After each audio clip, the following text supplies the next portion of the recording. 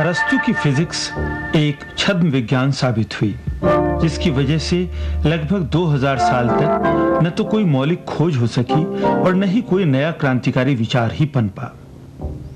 उसकी प्रणाली एक जड़ प्रणाली थी, जो एक ऐसे स्थैतिक संसार की व्याख्या करती थी जहां चीजों की स्वाभाविक स्थिति या तो गतिहीनता थी या फिर उन्हें उस स्थान पर जाकर स्थिर हो जाना था जो प्रकृति ने उनके लिए निर्धारित किया था।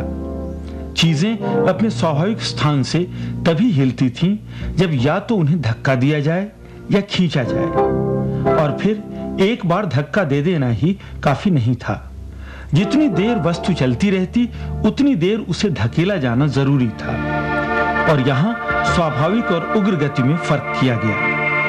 किसी चीज का अपने स्वाभाविक स्थान की ओर गतिशील होना स्वाभाविक गति थी। पृथ्वी पर चारों तत्वों की स्वाभाविक गति सीधी रेखा में होती थी। पृथ्वी और अग्नि की गति वर्टिकल यानी ऊर्ध्वाकार थी, और जल और वायु की गति हॉरिजॉन्टल यानी क्षैतिज थी। अरस्तु के अनुसार भारी वस्तुओं का पृथ्वी के केंद्र की ओर गिरना स्वाभाविक गति का एक उदाहरण था।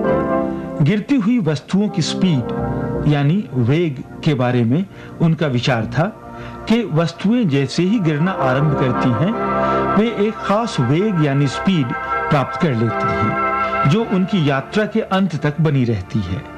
पर वे कौन से कारण हैं जो चीजों के गिरने की स्पीड को निर्धारित करते हैं?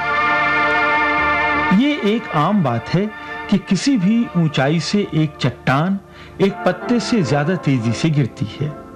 इसलिए अरस्तु ने सोचा कि किसी वस्तु का भार ही उसके गिरने की स्पीड को निर्धारित करता है। भार का कारण पृथ्वी तत्व की उपस्थिति को माना गया, जिसकी गति पृथ्वी के केंद्र की ओर थी।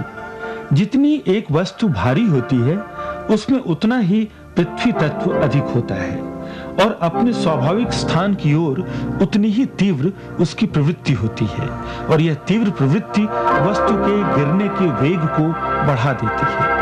इसलिए भारी वस्तुओं की स्वाभाविक गति लंबवत यानी वर्टिकल और पृथ्वी के केंद्र की ओर थी। लेकिन पृथ्वी की सतह पर वस्तुओं की क्षैतिज यानी हॉरिजॉन्टल गति के बारे में उसका क्या सोचना था? अरस्तु का कहना था कि वस्तुओं की ऐसी गति उग्र गति का एक उदाहरण है।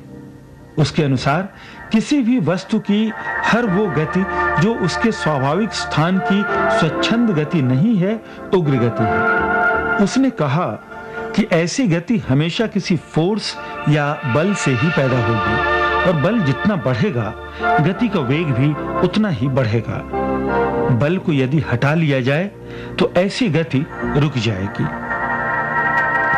यह सिद्धांत जमीन पर भारी वस्तुएं धकेलने के अनुभव पर तो खरा उतरता दिखता, पर उन वस्तुओं पर नहीं जिन्हें हवा में फेंका गया हो, क्योंकि वे फेंके जाने के बाद भी कुछ देर तक गतिशील बनी रहती। इस किस्म की गति की व्याख्या में अरस्तु ने यह सुझाया कि हवा में चलती वस्तु पर हवा ही किसी न किसी तरह बल लगाती रहती है और वस्तु गति में बनी रहती है।